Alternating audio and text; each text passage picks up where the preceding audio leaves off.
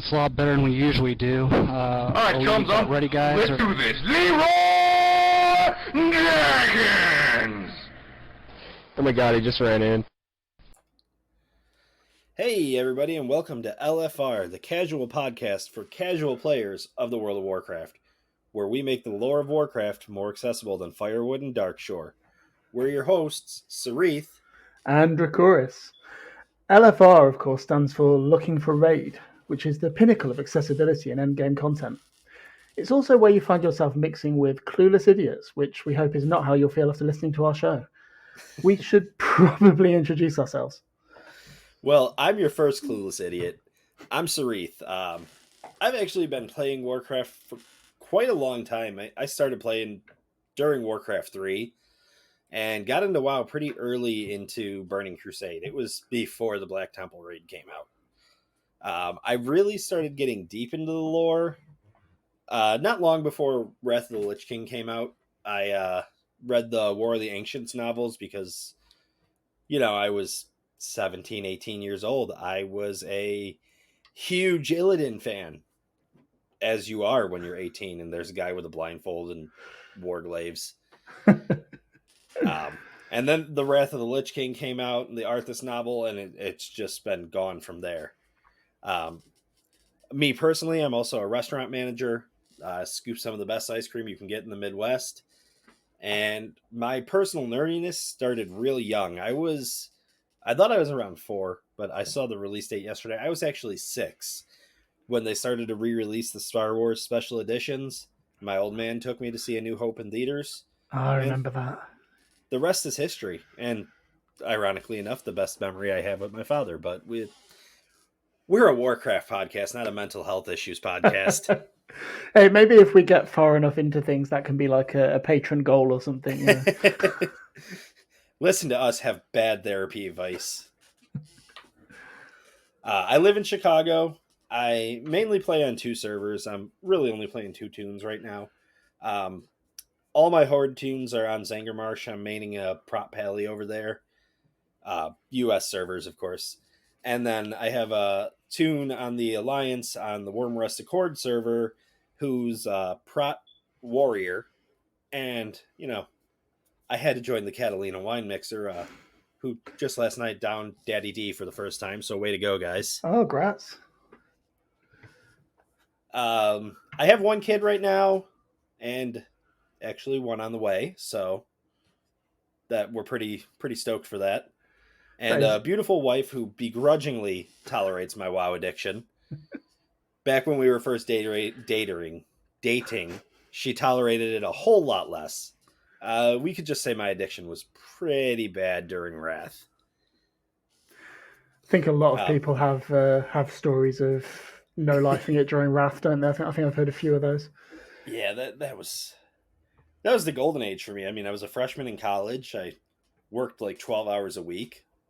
I never went to class, so it was just wake up, play WoW, go to sleep, play WoW. Yeah. I'm super stoked to be doing a WoW show, though.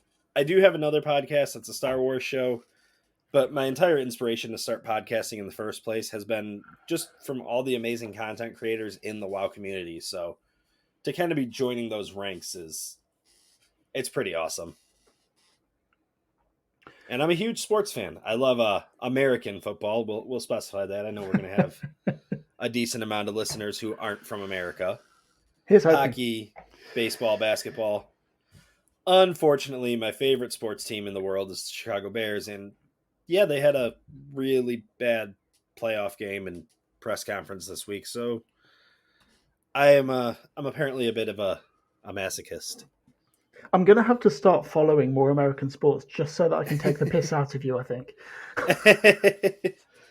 Well, baseball, you're not going to be able to this year. My team should actually be good, so fingers crossed. Oh, you jinxed it now. Yeah. I'm actually really introverted usually, but the WoW community got me to come out of my shell a bit and be involved in Discord servers and just play the game more with people that I've never met.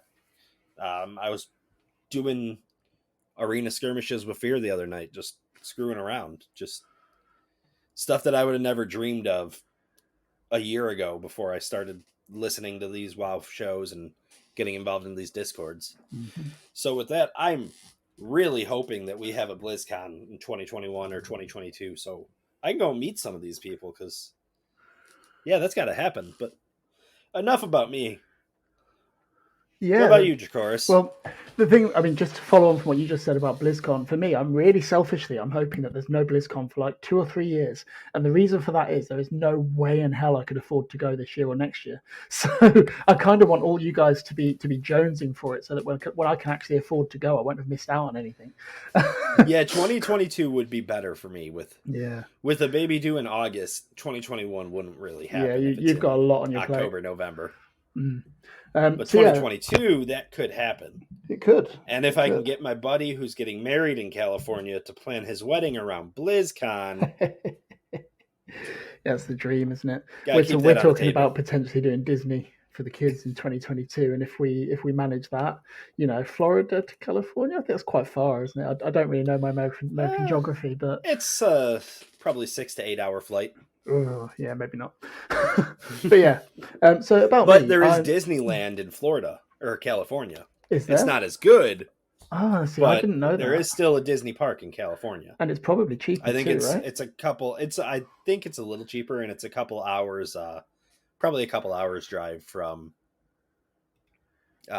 where they hold BlizzCon. But Wow. Now you see, this is interesting. Jen might because know more about that than I do, living in California. Of course, well, I've been to California once. The first note I've made as a result of this podcast is not remotely Warcraft related, which is look into the California Disneyland. So yeah, about me. I'm a BFA baby, so I didn't start playing until we were a year into BFA. Essentially, I mean, I'm a massive lore nerd. I had a friend who got me into the books, essentially as a way of trying to get me into WoW, because I said, yeah, subscription based game, no chance. And PC, I'm not going to play on a PC. I just play console. So a friend of mine got me all the novels and basically got me hooked on that first, knowing what a massive geek I am for sort of fantasy fiction generally. And it kind of went from there. It got to the point where when I met my current girlfriend who does play WoW, we kind of bonded over that because I actually knew the lore despite never having picked the game up, which became a goal of hers to kind of try and get me playing, which worked. So I'm a lawyer day to day. That's how I get enough money to pay the subscriptions. But lawyer by day, massive geek by night. If it's anything kind of geek culture, comics, sci-fi, fantasy, all that sort of stuff, I've got a toe in it somewhere. Based in England, accent should give that away, I think. I play primarily on Ravencrest EU, although that has changed slightly since I did these notes because I've now got a character on Terracar EU as well, who is going to be joining the Sticky Bandits Guild with Demetanov and Verdiverse Noob or Control or Honestly or whatever he's going by these days, Chumper Chum and all the rest of them. So that should be good. And I've also got a character on Wormrest Accord North America, although that sub isn't actually active at the moment, just because all of you wonderful American people I would love to play with only play when I'm asleep. So the sub's kind of wasted money at the moment, but I'm hopeful at some point that will come good. I've got 2 kids, a boy and a girl, 4 and 5, and they're, everything.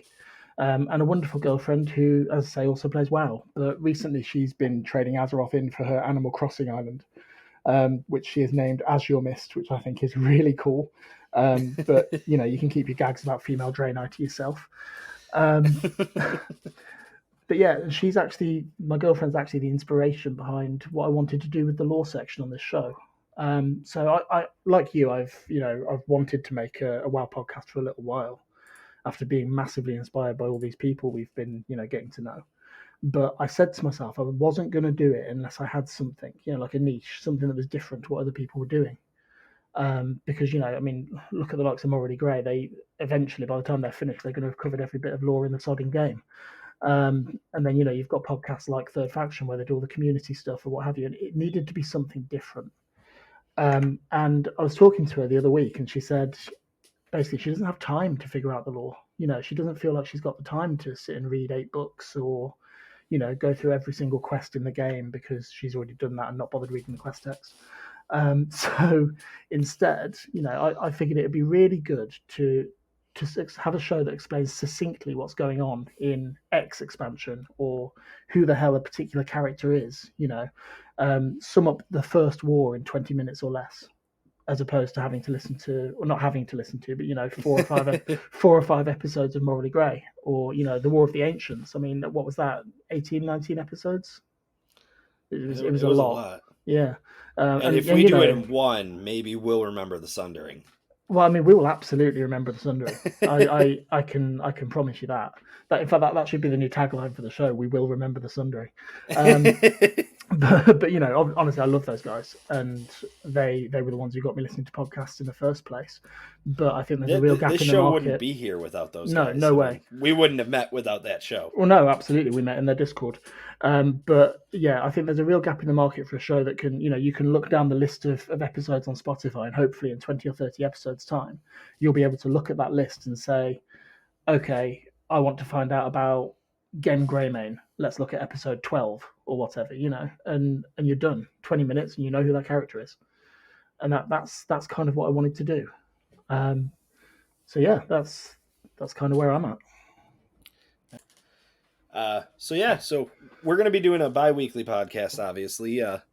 Different continents, different time zones. It can be a little tricky to make things match up, but we can make it happen.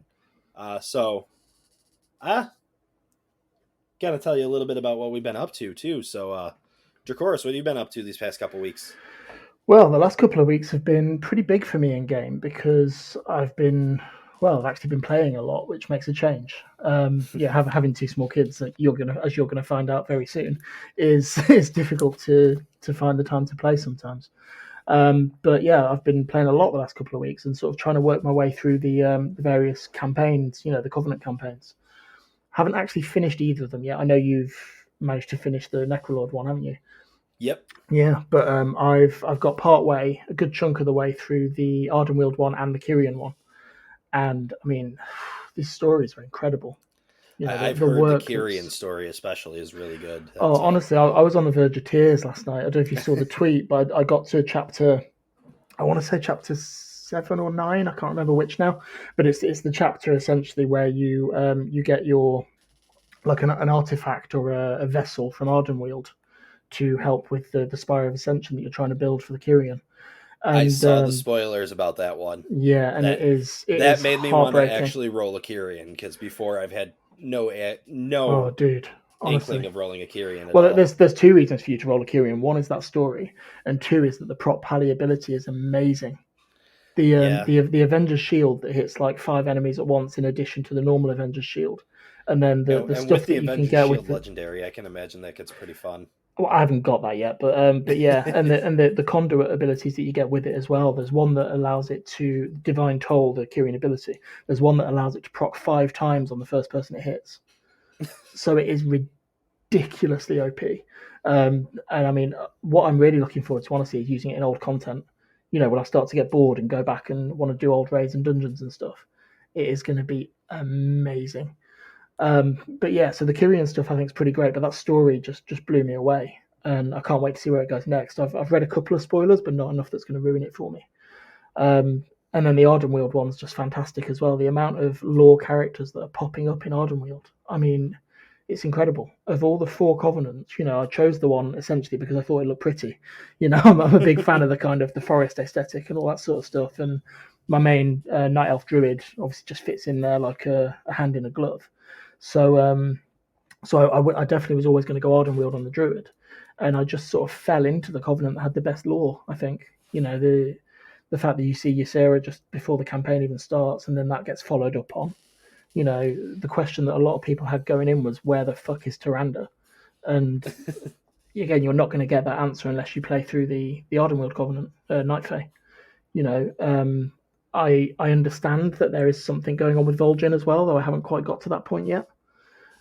But yeah, it's huge. If you want to know what's going on with the lore in this game at the moment, you need to go through Night Fae at some point. I think it's pretty much non-negotiable. So yeah, I think you kind of got to go through all of them, which I think so. Yeah, I love and hate, because I love it because it gives me more to do, but I hate it because I only have so many hours a day to play. Yeah, I get it. And I don't want to pick new covenants on my paladin because I love that Necrolord Transmog so much. I may never change it. My warrior right now is I'm still leveling him. I did Dreads of Fate, which bad choice. Don't do it. Unless you love chaining dungeons over and over and over again. Which, if you do, hey, more power to you. Not for me. No. My warrior, I did Threads of Fate, so he's Venthyr right now. So that'll probably be the next one I play through. Mm-hmm. And then I may change him to Kyrian, because I know that spear is awesome for warriors. Oh, but the big fat execute that you get with the The Venthyr. execute is great. And if I decide to go good. back to Fury after I hit max level, yeah, that's going to be worth it. And that transmog is also really good. It's a little bit edgy, isn't it? It's a little bit edgy. The Venthyr and the Maldraxxus one, they're both a little bit edgy and spiky. Yeah. I mean, I know you're a Horde guy, but for an Alliance that's my thing in plate armor. Yeah. I mean, as an Alliance main, you know, I'm looking at some of this armor and thinking, that shit isn't going to fit in back home. You know, like, Orgrimmar, fine. You know, you could probably camouflage yourself up against a wall in Orgrimmar, but Stormwind, you can stick out like a sore thumb. The Necrolord armor would look really good in Undercity if it wasn't, true. blighted. Thanks, Sylvanas. Yeah. This show will not be nice to Sylvanas. I'm just going to say that now. I don't know. I might be nice to Sylvanas occasionally. You don't know what I've got on my sleeve when we get around to her episode, mate. Well, I won't be nice to Sylvanas. Fair. I never liked her even when I mained a Forsaken. The thing with Sylvanas for me is just that, and I'm sure we'll get into this in depth in another episode, but they've still got the room to do whatever the fuck they want with Sylvanas, in my opinion. Like, they could kill her off in this expansion as a horrible bad guy. They could try and redeem her. They could go down the middle. They could just have her fly off in a puff of smoke for the next 3 expansions. None of this would surprise me, I think the player base would lose their collective minds if she flew off in a puff of smoke again. That's a pretty good reason to do it, in my opinion. All right, well, that's a bit of what we've been up to. We can also go over any, recent news we've seen.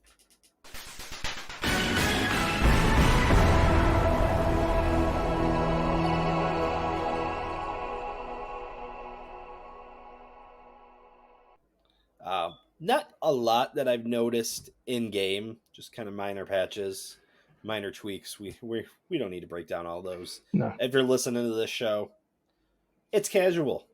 We're not going to be cutting edge. I don't care about the 2% boost to execute or whatever was in the latest hotfix. Yeah, I cried a month ago about the something like 3% nerf to Starfall for Balance Druid, but I'm over it now. I'm not going to talk about it. Oh, wait, whoops. But what I do want to shout out, any community stuff we've noticed just with other shows and all that. Our buddy Mud over there on the Morally Grey Discord, he also started a new podcast. He's got an episode out. He's got the new show Grats, all about achievements. I gave that first episode a listen, and it's pretty good. Yeah, it is. I highly recommend it, guys. And he's gonna go from strength to strength as well. Mud is. He's the kind of guy who's gonna really polish and do well. And I think he's definitely one to watch with that show for sure. He's also he did a tweet about an hour ago, and he was asking everybody what your first achievement that you remember getting is. So jump on that and give him an answer if you haven't, because I think some of the conversations coming out of that could be pretty cool. Man, I'm gonna have to try to think about that now because I have no clue. The first one I really remember. Well, we'll leave that for Mud's show. Yeah. I want to give a quick shout out to Allie from Dungeon Fables. She had a giveaway. Don't remember if that was last week or the week before on her show for the Warforged Nightmare mount. Mm-hmm. And I managed to win it. So especially my dwarf has been riding around in that, looking pretty sweet. I bet that's the really cool mount, isn't it? That has the little hitching post that you can. Yep. Yeah. I'm not jealous at all. You've got a little bit of news coming up too, don't you? I have. I've got a couple of pieces of news actually. Again, our notes are slightly out of date. So I've got next week. I'm recording with Syl on Whispers of War. So that should hopefully be released sort of in the next fortnight. so that'll be fun. Go give it a listen. And then on the 22nd of February, it's obviously subject to change, but I'm recording with Demi and Bricko on Third Faction. So that should be really good as well. And that one is going to be live on Twitch. So feel free to come and give us a listen and some moral support. That'd be good. So yeah, or tune you in, could be fuckers. like me and go heckle them roundly. Well, I mean, I expect heckling, but I mean, the great thing with heckling on somebody else's show is that I can let them handle it.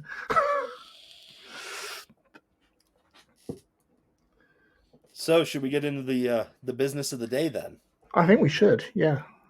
So, And how is education supposed to make me feel smarter? Besides, every time I learn something new, it pushes some old stuff out of my brain. People know broadly who Anduin Wrynn is. He's the King of Stormwind, High King of the Alliance, doesn't need to shave at all yet, and he's fond of long walks on the beach with his very grumpy dog Gen. Now, Who, instead of barking, will just howl Sylvanas all the time. Sylvanas! Yeah. But not everyone might know who he really is. You know, and without combing through 8 novels and playing every quest from the last 5 expansions, it's pretty hard to get that knowledge. So what you tend to do is just assume that what everyone says on Twitter is accurate. And the picture you get from that of Anduin isn't always great. So by the time I'm done, hopefully you'll know 3 things. 1, how Anduin got to where he is now. 2, what kind of guy he really is. And 3, why he might not be just as much of a weenie as some people say he is. Stand as one for the Alliance! I think it's hard for people just to get people who have been playing the game for a while to get rid of that image of him as the little kid sitting on the throne with Bolvar over his shoulder. Yeah, and then, you know, the whiny pacifist as well is something that people think of. But look, you've That's got true. to But get both sides have that. The Horde's got Bane. But Bane's a giant Tauren. You say something exactly. to him, he's going to smash you in the face with a mace. So Well, and Bane hasn't had an entire arc about how he didn't know how to use a sword. that's true. You know? But look, the thing with Anduin is his story. To really understand him, you've got to understand that it starts with his name. Okay? A lot of stories have this rule that you don't give a bunch of characters the same name. It's confusing as shit if you name everybody Steve. Now, Anduin's a cool name. It sounds unique. Ticked a couple of boxes there. But there is another famous Anduin in Warcraft lore, and that's Anduin Lothar. The second greatest warrior of all time. If you're saying that the first is your Fury Warrior, I'm going to disagree. No, I'm saying the first is Broxigar. Uh, The only mortal to wound Sargeras. with a magic axe. It's debatable, dude. If Lothar had a magic axe... Anyway, we digress. Lothar was the Chuck Norris of Warcraft. He rescued Prince Varian Wrynn from Stormwind after it was sacked by orcs during the First War, and he led the Alliance army most of the way to victory in the Second War before falling to Orgrim Doomhammer. I think he would have won that fight too if he hadn't had one hand tied behind his back. And if that's not accurate, I wasn't listening during that episode of Morally Grey. Sorry, Jim. So after the war, when Varian ascended to the throne and had an heir, he named the boy Anduin after his protector, Anduin Lothar, who was the baddest motherfucker on Azeroth. So straight from the bat, baby Anduin had a lot to live up to. Now, Varian had a queen, Queen Tiffin, and despite having the same name as a Welsh dessert, Tiffin was pretty cool. She was beloved by her subjects, and she absolutely doted on baby Anduin. Unfortunately, when Anduin was a tiny baby, I mean, literally, he wasn't even a year old, Tiffin was killed by rioters while she was attempting to mediate a pay dispute with the Defias Brotherhood. Seriously, people, pay your contractors. Or else. Yeah. So yeah, and this left baby Anduin with a really shitty home environment. Think about this. He had no mother. He had a seriously emotionally distant father who, I mean, he was totally getting mind whammied by a black dragon at the time, but that's a different story. It's fair to say for Anduin's purposes that he had it rough. Then Varian went on a diplomatic visit to Theramore and just vanished. Anduin, also known as the Warcraft going to get milk and cigarettes. I'm just going to Theramore. I'll be back in an hour. Bolvar, look after the baby. So Anduin found himself sitting on the throne when he was 10 years old. And honestly, with a bit of help from his regent, Bolvar Fordragon, he did all right. A lot of people tell you Bolvar did everything during this period, but there is stuff out there to suggest that Anduin had quite a lot of suggestions for policy and that some of them were followed. He invested in libraries and he there's something to do with archaeology as well. He really did want to sort of further knowledge, and this was a 10-year-old kid. Now, Varian's return and the surrounding circumstances are really complicated, so we'll cover that in Varian's episode. But the takeaway as it relates to Anduin is he figured out some stuff nobody else did, and if it wasn't for him, things would have been a lot worse. When he was about 13 years old, Anduin was sent to Ironforge on a diplomatic mission. This was also a way for Varian to try and toughen him up. There is a parallel here with Arthas Menethil, Lich King, in that he was taught to fight by dwarves as well. So it's an interesting thing. While he was in Ironforge, some real serious shit went down. A friend and trainer of his, a dwarf named Erin, died. The dwarven king Magni Bronzebeard got turned to diamond, and The wounds champion. Exactly. And as far as any of us knew, for the next several years, he was dead. And Anduin was taken prisoner by the new dwarven leader, Moira Thorison. He escaped, and he managed to stop his dad from killing Moira, which is, usually a fairly solid move. This led especially to the formation... when you're saving somebody who was holding you hostage. Well, true, yeah. And this is a bit of a theme with Anduin, actually. So what he did there, it led to the formation of the dwarven Council of Three Hammers, meaning that Anduin Wrynn is largely responsible for the current system of dwarven government. And it fucking works. Like, that's still in place now. And he did that aged 13 years old. And when I was 13, I was still picking my nose. He kind of helped the three main dwarven tribes reconcile, who hadn't been together for how many years since the War of the Three Hammers. There could well have been another war over this. I mean that's kind of like getting the Democrats and the GOP to work together right now. That ain't easy. I'm going to stay out of American politics in this podcast, I think, dude. Maybe that's another Patreon goal. So during this period, Anduin also decided he wanted to become a priest. So Varian's whole "I'm going to make my son a warrior" thing backfired spectacularly. Not only did he not become a warrior, he became a diplomat and a healer instead. Suck it, Varian. So he did decide to learn to use a sword properly after this, though, just to honour the memory of his dead dwarven friend. He also made friends with Bane Bloodhoof around this time. Two of them were both sons of powerful leaders, had a lot in common, even though they were from opposing factions. A little while later, and we're talking just before Cata, Anduin went and spent some time studying under Valen, the Draenei leader, and the most powerful priest, I think, in lore at the moment, to grow in his connection with the light. While he was there, he must have leveled the fuck up, because the next time we see him, he's slinging buffs, shields. He intercepts an assassination attempt in the novel The Blood of Our Fathers, and as part of that fight, he explicitly dispels magic, creates a barrier, and heals Varian from what would have been a fatal wound when he was 14 years old. I'm pretty sure none of our player characters are 14 years old at the level they get those spells. No. So, he's a powerful kid. Now, after that happened, Varian gives a speech that's really important, where he says that although he's always had to rely on strength, he hoped that the leaders after him would be able to mend things instead of breaking them. And this was an attempt from him to reconcile with his son, essentially. It's all quite sweet. Now, when Anduin was 15, that's when we get the Mist of Pandaria expansion. And that's when Anduin really came to the forefront in-game, instead of just sitting on the throne.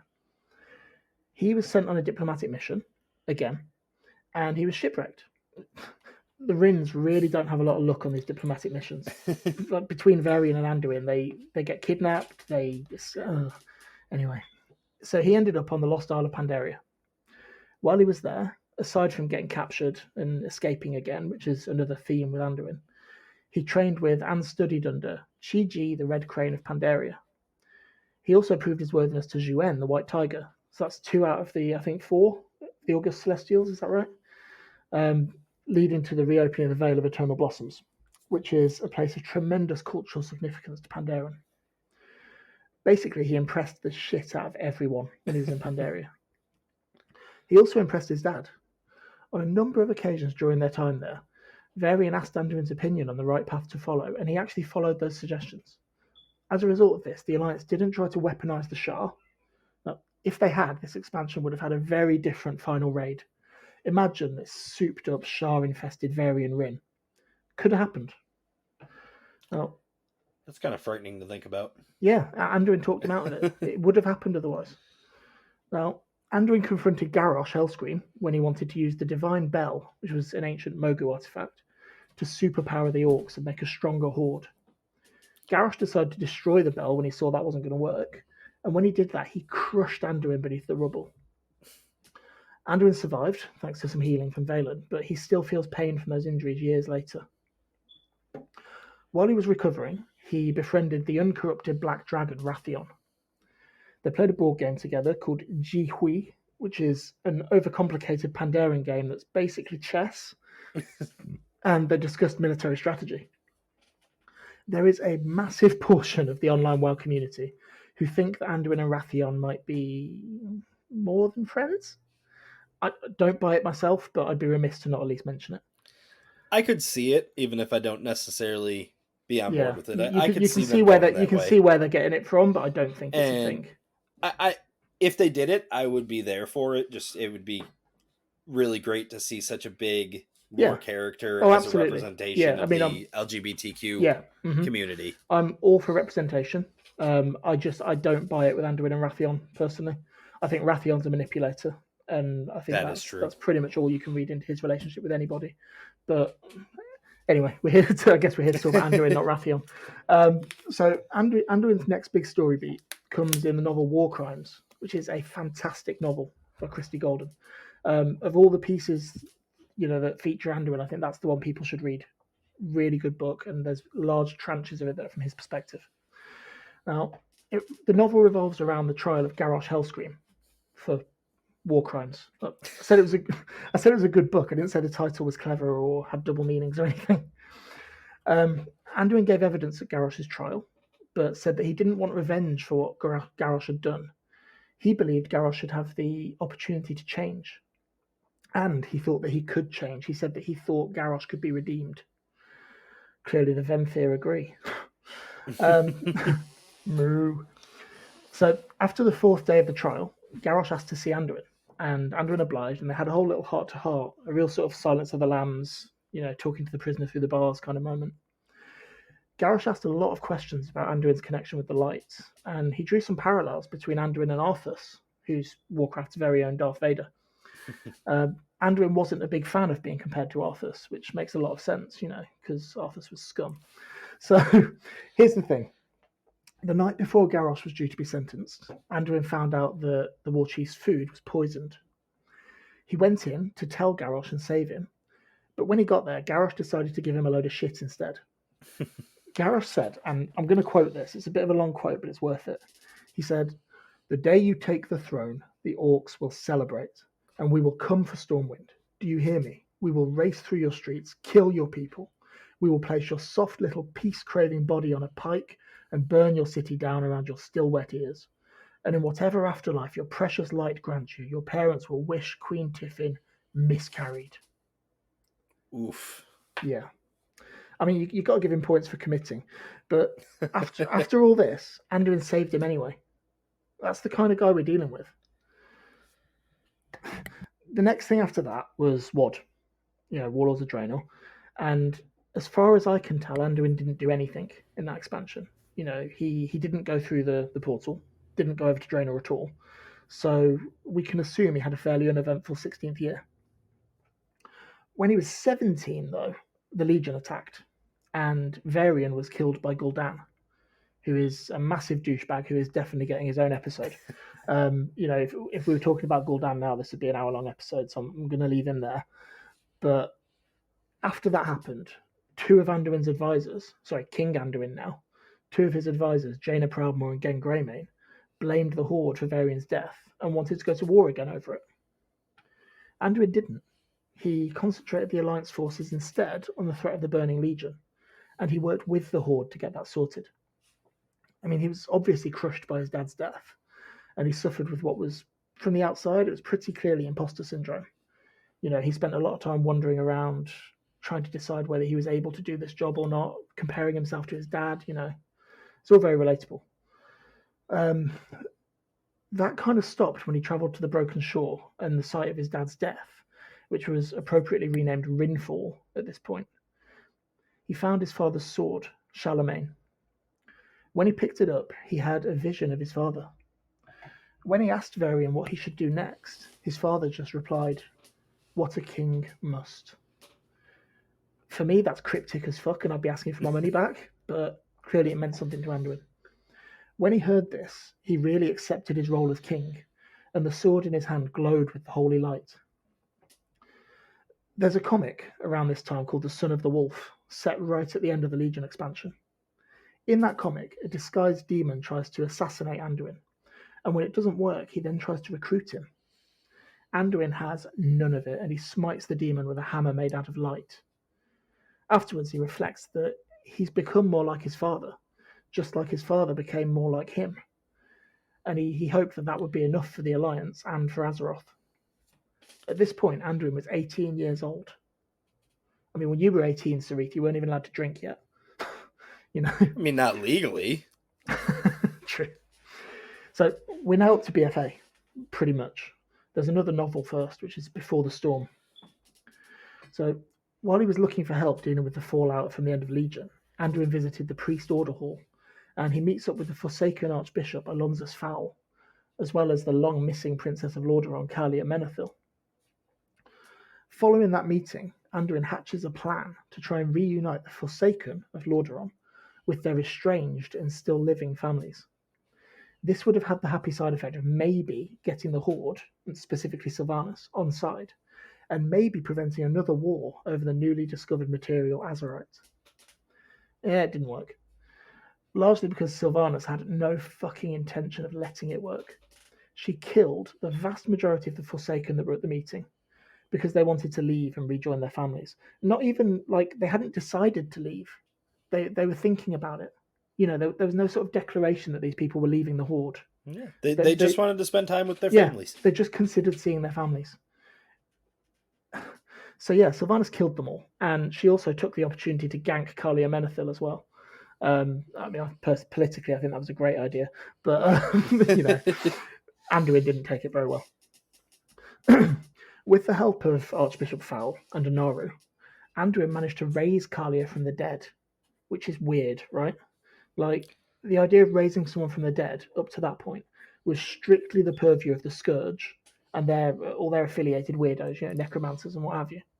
And even her model is a different it's undead weird. model. Yeah, it's like a light forged undead. Light forged undead is the phrase a lot of people are using, isn't it? And it is weird. Yeah. And no one else has ever done that except Anduin. Worth thinking about.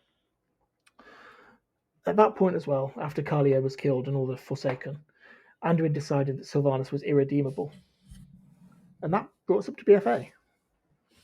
That expansion opened with Sylvanas burning Teldrassil.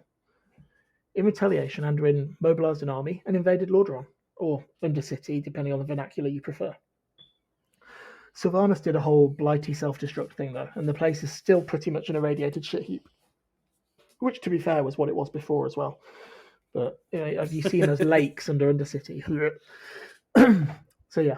Out of all this, Anduin did take a pretty nifty prisoner, which was Varrock Saurfang. Saurfang admitted that he hoped Anduin could stop Sylvanas, and Anduin said that he couldn't, or at least not alone. Anduin planted a seed in Saurfang's head about stopping Sylvanas, and then he left his cell door open. Around that time, Tyrande asked Anduin to send an army to reclaim Darkshore, where Teldrassil had been. But Anduin couldn't commit troops. He was in the middle of a war effort in Zandalar. Tyrande went and did it without him, becoming the Night Warrior in the process. And Anduin still feels guilty about not helping with that, especially because Tyrande seems to have had some negative repercussions following her power-up. When Sylvanas was planning to execute Bane Bloodhoof, Anduin's friend, Anduin sent a party to rescue him, which they did. He then had a meeting with Saurfang and organised a massive cross-faction army to overthrow Sylvanas. When that siege turned into a single combat between Saurfang and Sylvanas, Anduin actually gave Saurfang his own sword to use in the fight. That didn't really work out either, though. Anduin spoke at Saurfang's memorial after Sylvanas ripped the life from him. And that brings us up to the novel Shadows Rising, which was the prequel to Shadowlands. In that novel, Anduin had a couple of really big character moments. First, Jaina informed him that Illyria and Turalyon had been torturing information out of a prisoner, expecting that he would condemn their approach. Instead, Anduin thought about it and said he was pretty happy for them to do whatever they must to bring Sylvanas to justice. He also met with Thrall and G. Firepaw and peacefully negotiated the release of Matthias Shaw, an Alliance spymaster who'd been captured in Zandalar. At the end of the book, Anduin tried to interrogate one of Sylvanas' Dark Rangers, Sira Moonwarden, to find out where Sylvanas was and what her plan was. Sira told him nothing, and he became frustrated. He channeled purple energy in his hand for a second. Sira found this hilarious, addressing him as Falling Lion. None of this has really been mentioned so far in Shadowlands, an expansion which started in part with Anduin being abducted by Sylvanas' forces and taken to the Maw. But it's going to be important. So, who is Anduin Lane Wrynn? He's a young man, somewhere between 19 and 20 years old now, who's been through a lot and has a heavy burden of responsibility on his shoulders. He's a capable diplomat, an intelligent man, and a gifted priest, as well as a competent swordsman. He's changed over the years from someone who was almost exclusively a pacifist to someone who is now willing to lead armies and sack cities when provoked. He's condoned torture on one occasion, and he's considered it on another. He's someone who believes in redemption, but also believes that some people are irredeemable. In short, look, he's not a one-dimensional character. He's grown up with this game, and he is set to be hugely important in this expansion and future ones. There are a few things that are going to be really important for Anduin going forward. One, the parallels with Arthas, especially as they relate to Sylvanas. Two, the purple energy that he channeled at the end of Shadows Rising. Is this just Shadow Priesty stuff? Or is it the same weird purple shit that Sylvanas has been channeling? 3, he doesn't have an heir. That needs sorting out. Gen keeps trying to set him up with Tess, who Anduin heavily implies is not interested in boys. And large chunks of the fandom think that Talia would be a good fit. I'd be on board with that myself, probably. But look, I'm not saying he needs to make a baby. I am saying that if he doesn't make a baby, it's going to be a major plot point if he dies, or if he doesn't make it out of Shadowlands. So, hopefully, you now have a better idea of who Anduin Wrynn really is going into Shadowlands. And there's definitely going to have to be a second Anduin episode or an addendum to the Anduin episode at some point, because some of these cinematics that are coming out now, we won't spoil them here. If you haven't reached them yet, they're playing through Torghast, but damn. Yeah. That's all I'll say. Well, I'll tell you what, there's a reason I haven't covered those. And the reason I haven't covered them is this, right? We don't know where they're going at all. True. And I think we will by the end of the expansion.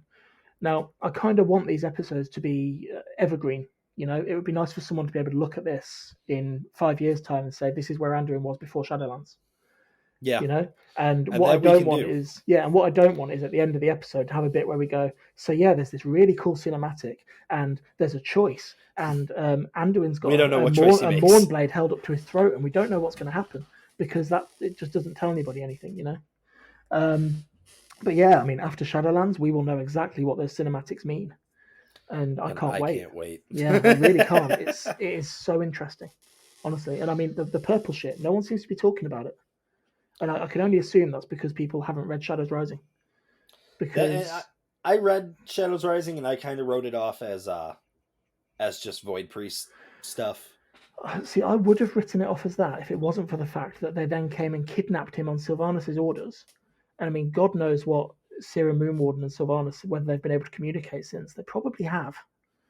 You know, and the fact that Sylvanas was channeling all this weird purple shit, and they talk about it in Shadows Rising. And when Madeline Rue refers to Sylvanas' magic energy that she killed Salafang with, she refers to it as violet or purple energy, which is exactly how she refers to what Anduin's doing. You know, this is one author who is using the same words to describe two different things. And sure, it could just be Shadow, and that's still interesting if it is. But I think it's more than that. Man, the next patch needs to come out already. No, let me catch up with the campaigns first. So yeah, that's kind of our lore bit for today. Yeah. Around here is where we throw in any reviews, shout out, stuff like that if we have any. we don't have any reviews or anything right now, but we are going to do a little LFG section. It's a beautiful day in this neighborhood, a beautiful day for a neighbor. Would you be mine? Could you be mine? One today. Yeah, we did. We did indeed. Do you want to do it or do you want me to? Yeah, I can do it. We've got Go one for it. today from Capo, or at White Polar Bear Mount on Twitter. His guild on Eldrith Alas / Corialstras / Akama / Uldum cluster. The forces that be, they're in need of reliable healers and swing role players for their Friday / Monday raid team that raids from 8:30 p.m. to 11:30 p.m. Eastern Time. They're currently 10 of 10 in normal, 1 of 10 in heroic, and they've had all the AOTC achievements going back to when he joined the guild in the summer of 2017 when Tomb of Sargeras opened. You can contact Capo on Twitter. Again, that's at White Polar Bear Mount for more info. And he asks that you don't be a dick, that he is currently filling the role for that team. For all that Cap keeps referring to himself as a dick, I've never seen it. No, neither have I. He's a good guy. and yeah, I think he'd probably be a lot of fun to raid with as well. So if you are on one of those realms that's in that cluster, go for it. Give him a shout and see if it's a good fit. Yeah, and I know we've kind of already shouted him out, but I'm just going to shout him out again. The Morally Gray podcast community, that whole Discord server, the Twitch chat when they're recording. It's just a great group of people, and like we said before, this show would 100% not exist without them. Absolutely, yeah. And 100%. also, just everybody who has followed us on Twitter, who's helped retweet our stuff about the show, who's given us comments, who's already given us help with the show before we even started it. There's too many of you guys to list, and we'd be here for another hour if we tried. But we've noticed all of it, and it means so much to us, guys. Thank you so much. Absolutely. The outpouring of love that we've had from people has been incredible. I mean, we've got 116 followers on Twitter before we've released a single episode.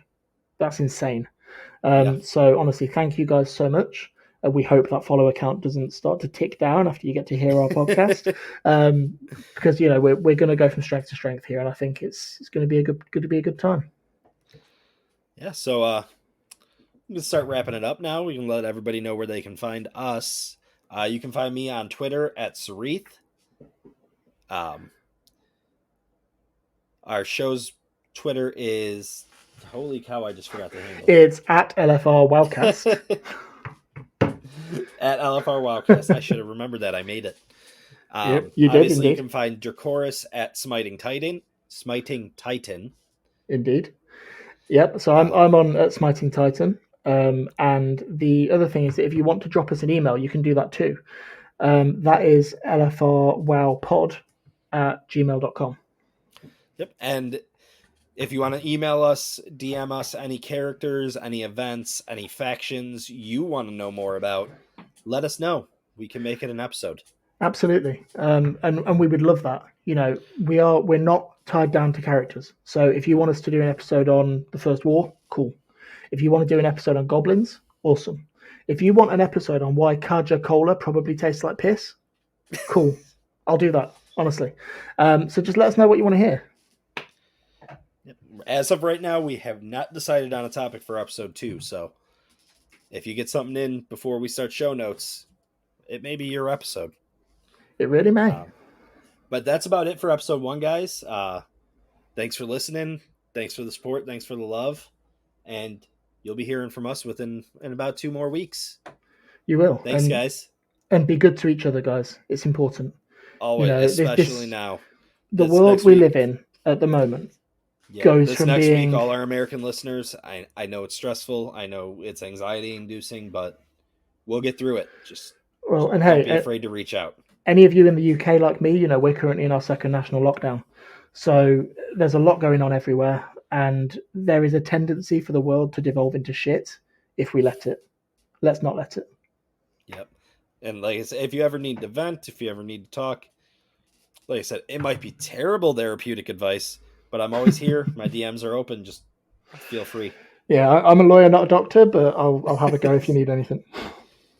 All right, guys. Thank you again for listening. Have a good one. Bye.